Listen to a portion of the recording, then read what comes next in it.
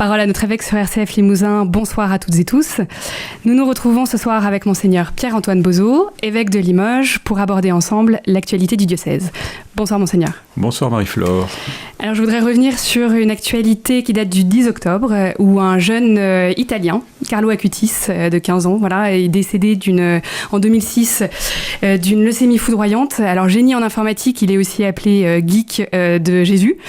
Alors aujourd'hui, où les réseaux sociaux et Internet sont assez controversés et mal utilisés, est-ce qu'on peut dire que Carlo Acutis, finalement, est un nouvel espoir pour la jeunesse ?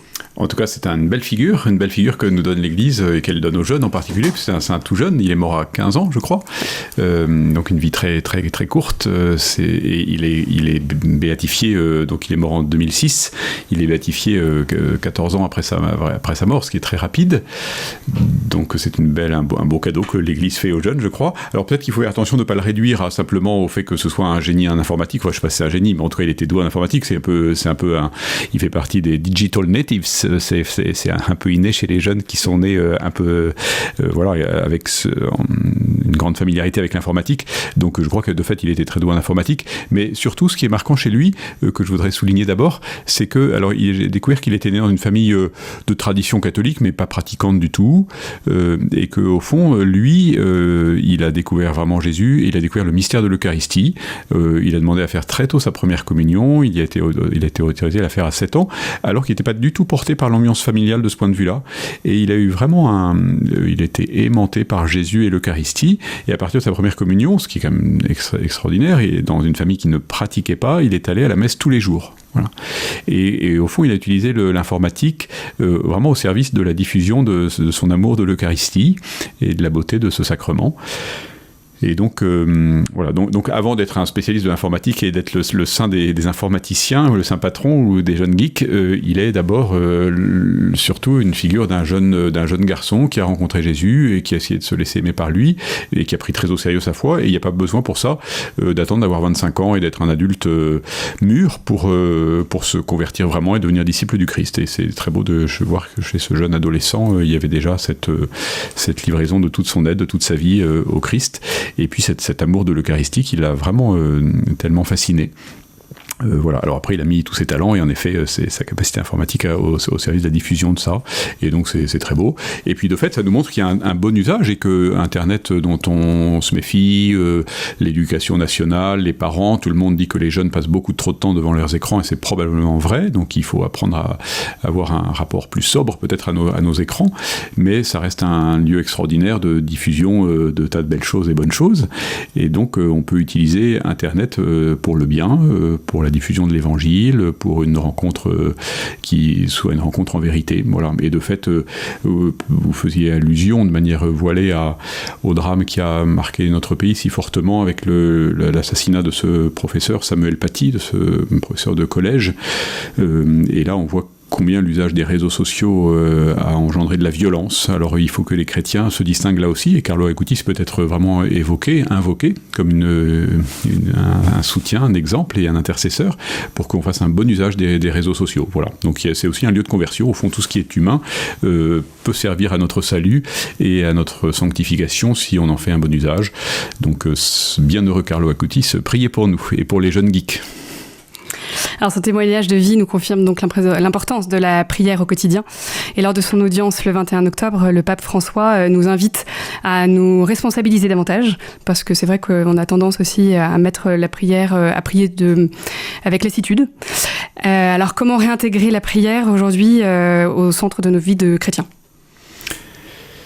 Alors, j'ai pas une réponse générale parce que ça dépend un peu de chacun, là où il en est et sa propre expérience de la prière. Et puis, comme vous ne l'ignorez pas, il y a dans l'Église beaucoup d'écoles de prière, de familles spirituelles différentes. Et donc, selon sa sensibilité, son expérience, les rencontres qu'on a faites, les lectures qu'on a lues, les saints qui sont nos amis, on a différentes manières de prier. Voilà. En tout cas, vous avez raison avec le pape Marie-Flore d'insister sur l'importance de la prière et Et au fond, c'est la garantie que justement, il n'y aura pas alors parce qu'on peut se lasser de la prière, mais sans la prière, c'est certain qu'on se lassera de la vie chrétienne. En tout cas, on se lassera de la conversion.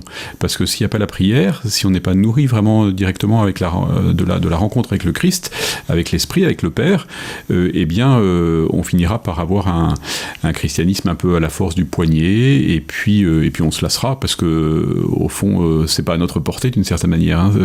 Aux hommes, c'est impossible.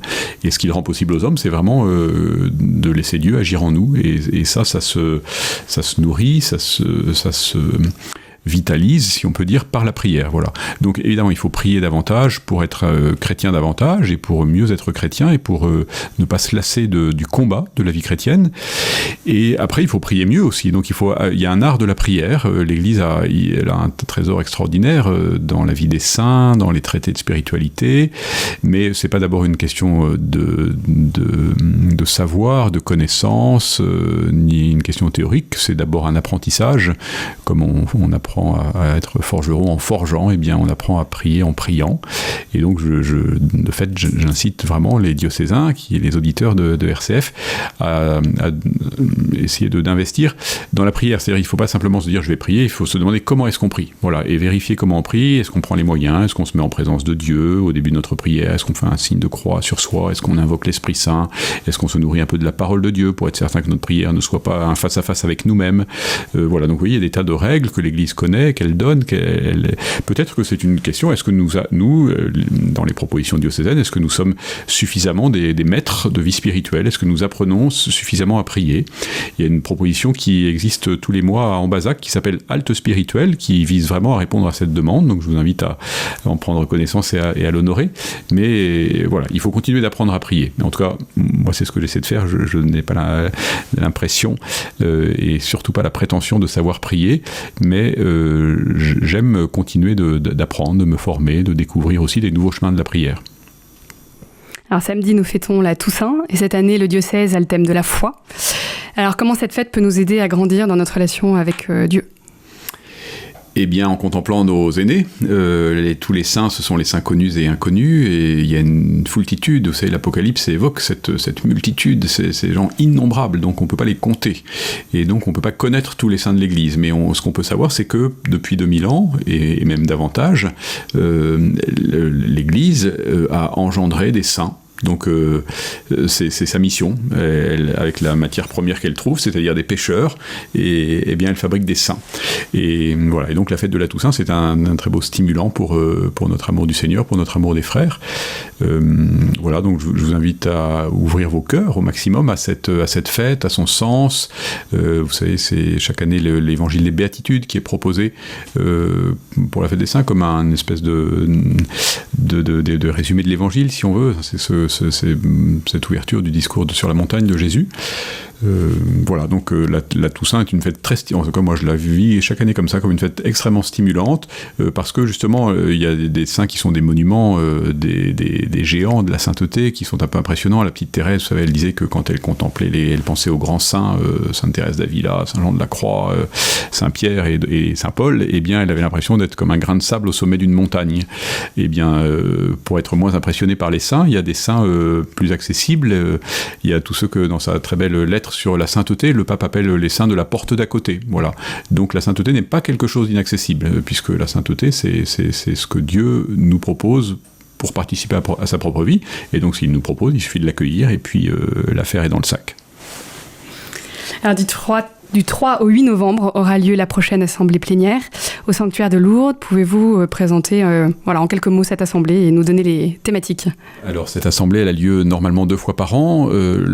Cette année, il n'y aura qu'une seule tenue de l'assemblée plénière, puisque l'assemblée de printemps 2020 a été annulée pour cause de confinement, et donc on sera content de se retrouver, parce que ça fait 1 an qu'on ne s'est pas retrouvés tous les évêques, et c'est toujours quand même un beau moment de grâce, un beau moment de partage, un beau moment de fraternité épiscopale. Il y a un collège des évêques, c'est important dans l'ecclésiologie, dans la manière de comprendre l'Église, parce que le collège d'évêques, c'est la succession des 12 choisis par Jésus. Donc voilà, c'est important pour les évêques de se rassembler et de prier ensemble. On a la chance que, c'est pas le cas de tous les pays, que le lieu de rencontre des évêques en France soit un lieu de pèlerinage extraordinaire, le sanctuaire de Lourdes, et donc c'est aussi un pèlerinage que nous faisons quand nous nous retrouvons à Lourdes, c'est pas simplement un temps de travail. Voilà, donc on sera content de se retrouver pour cette assemblée plénière. Alors depuis déjà maintenant 2 fois, ce sera la deuxième expérience, Monseigneur de Moulin-Beaufort, le nouveau président de la conférence des évêques, avec le conseil permanent de l'épiscopat, a choisi d'ouvrir la conférence, qui est la conférence des évêques, à des baptisés pendant les 2 premiers jours. Et donc pendant 2 jours, nous continuerons de travailler sur le thème de l'écologie intégrale, en invitant, chaque diocèse est invité à proposer à des baptisés de participer. Donc pour le diocèse de Limoges, il y a 2 personnes, des agriculteurs, puisque vraiment ce sera sur le thème de nourrir les hommes, hein, le travail de la terre pour nourrir les hommes, donc vraiment la question de l'agriculture et de l'écologie qui sera au sommaire. Voilà, donc j'ai invité Christophe Durand et Odile Labas, qui sont 2 agriculteurs de Creuse avec des systèmes d'exploitation assez différents pour qu'il y ait un peu de diversité, qui participeront avec d'autres baptisés de tous les diocèses de France aux 2 premiers jours de la conférence des évêques. Voilà. Et puis ensuite, les thèmes abordés sont... alors il y a toujours des thèmes, il y a des choses un peu administratives, il y a des votes parce qu'il faut élire des évêques dans certaines commissions, donc il y a un travail un petit peu imposé, il y a des travaux de commission, il y a des travaux en province, et puis dans les travaux communs, nous continuons un travail sur... paroisse et territoire, qui est mené par Monseigneur Le Boulch, l'évêque de Coutances. Il y a la finalisation aussi, ou en tout cas la presque finalisation, de la rédaction de la Ratio Fundamentalis des séminaires. Alors c'est très technique, hein, mais Rome a produit un texte qui s'appelle la Ratio, c'est-à-dire que c'est un peu la charte des séminaires, et ça doit être décliné au niveau national. Donc les évêques de France sont chargés d'écrire une charte des séminaires, disons, pour parler en termes plus français, peut-être plus accessibles. Et donc c'est un travail de long cours, parce qu'il faut tenir compte, c'est la beauté et la difficulté de l'assemblée plénière, c'est que nous sommes une centaine d'évêques avec une vraie autonomie, c'est-à-dire à partir du moment où on est en communion avec Rome, dans son diocèse, on a une grande autonomie d'action, et cependant on ne veut pas agir sans être en communion les uns avec les autres, et donc il faut trouver cette communion se manifeste par exemple dans la capacité que nous avons d'écrire une charte commune pour les séminaires en France, alors que on peut avoir, les évêques ont des idées différentes, figurez-vous, sur certains points, et en particulier sur la formation des prêtres. Et donc alors ce que je trouve très beau dans le travail de l'assemblée plénière, c'est que en tout cas pour l'instant, ce sera ma 6e assemblée plénière, je trouve que c'est un travail vraiment où on sent l'Esprit Saint à l'œuvre. D'abord on l'invoque, et puis on sent qu'à partir de positions différentes, les évêques s'écoutent et progressent ensemble. Voilà, on aura aussi, vous voyez, à l'ordre du jour, ce sujet moins drôle qui concerne la manière de réagir à la question des abus sexuels, à la crise des abus sexuels. Et là-dessus, c'est un travail que nous avons mené avec des victimes, entre évêques, avec des idées un peu différentes, et vraiment on s'est écouté pour essayer d'arriver peu à peu à des positions communes. Voilà. Donc on sent vraiment que c'est un travail de communion qui est un don de l'Esprit Saint, et qui agit aussi par voilà, je pense la qualité de notre fraternité qui nous permet de nous écouter, et puis éventuellement de bouger un peu nos positions pour essayer d'avoir une position commune. Voilà, je pense que j'ai pas oublié. Après, il y a des choses aussi. Il y a quelques diocèses en France qui sont dans des situations financières très difficiles. Ils l'étaient un peu structurellement, et puis ça a été renforcé par la crise sanitaire et le confinement. Donc, c'est comment s'entraider entre diocèses, se soutenir. Donc voilà, tout ça fait partie des travaux de notre assemblée. Il y a des temps de questions libres. Voilà, donc c'est assez varié comme thème, mais je confie aux auditeurs la fécondité de cette assemblée plénière du mois de novembre. Merci Monseigneur, nous vous souhaitons une bonne soirée. Vous retrouvez l'émission Parole à notre évêque sur le site internet du diocèse ainsi que sur RCF. Bonne soirée.